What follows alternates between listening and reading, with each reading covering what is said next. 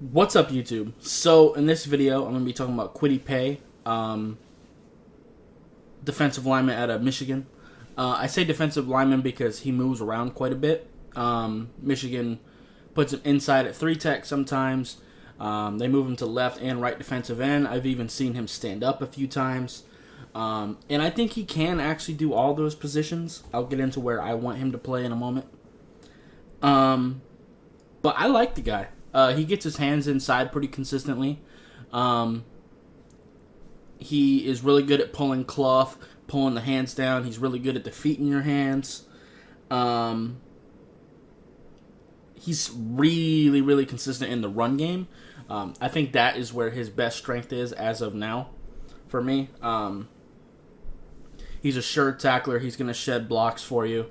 He's going to set the edge for you to make sure that, they're not going to be able to just bounce out to his side.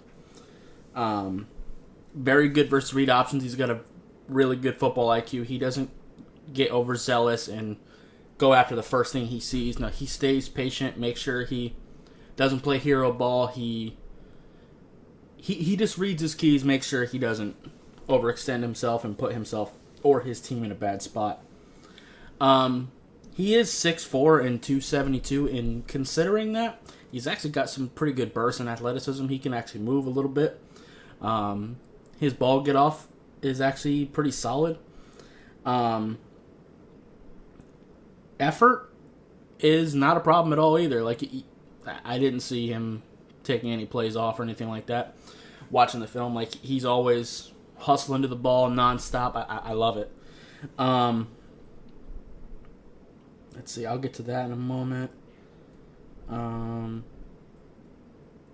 yeah, and he can change direction fairly well, especially for a man his size as well. So, let's say it's a counter draw play. If and I said that his football IQ is really good, and he doesn't get himself out of position, but no one's perfect. It happens sometimes, especially young players. But when it does happen, he does have the athleticism and the ability to change direction enough where he can adapt to that and change direction quickly.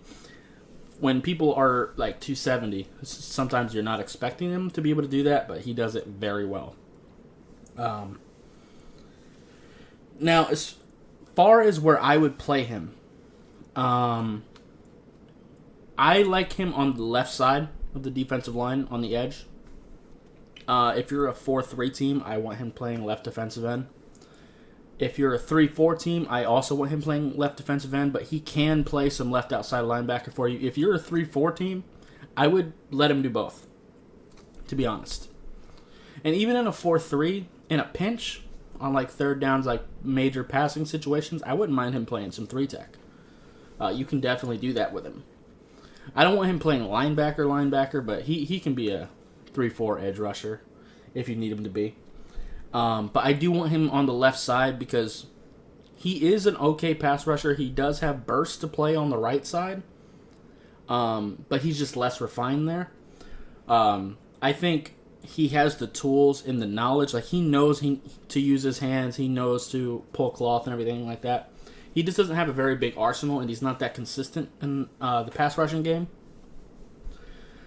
He just needs to be coached up and developed a little bit more before I think he's ready to be a real dominant pass rusher in the NFL. But I do believe that he can step in right now and be a good run stopper, and still give you some value in the pass rush game as well. So I'd say playing him on the left side of the defensive line would be best, at least right now. And then maybe if you develop his pass rushing skills, maybe you can move him.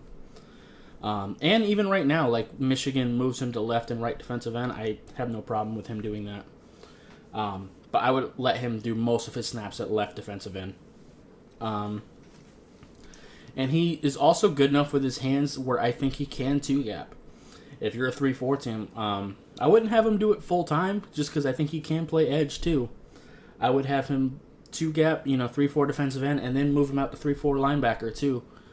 I think he'd be very good at both, and I think you'd be limiting yourself if you only let him do one.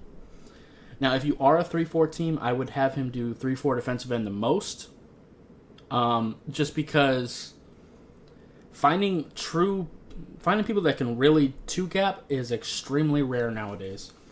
Most defensive linemen you find are more penetrating defensive linemen. That's their specialty. But finding defensive linemen that can two-gap, it is very rare nowadays, and he can do it. So keep that in mind. But I think this is a guy that can succeed no matter what team drafts him. As far as what round, I don't know. He should be a first-round pick for sure. I know people are really hyping up Greg Rousseau, but I think this guy's better than him. I think Carlos Basham's better than him. I think Kwity Paye is better than Basham too. I got more edge rushers to look at, but as of right now, he's probably my edge rusher number 1 right now. But I'm barely into edge rushers right now, so take that with a grain of salt. That will probably change. But I do like him a lot. So, yeah. Anyway, I think that's going to be it for this video. If you liked it, I appreciate hitting that like button. If you have any questions or comments, leave them in the comments down below. Subscribe if you haven't already, and I'll see you next time. Bye, guys.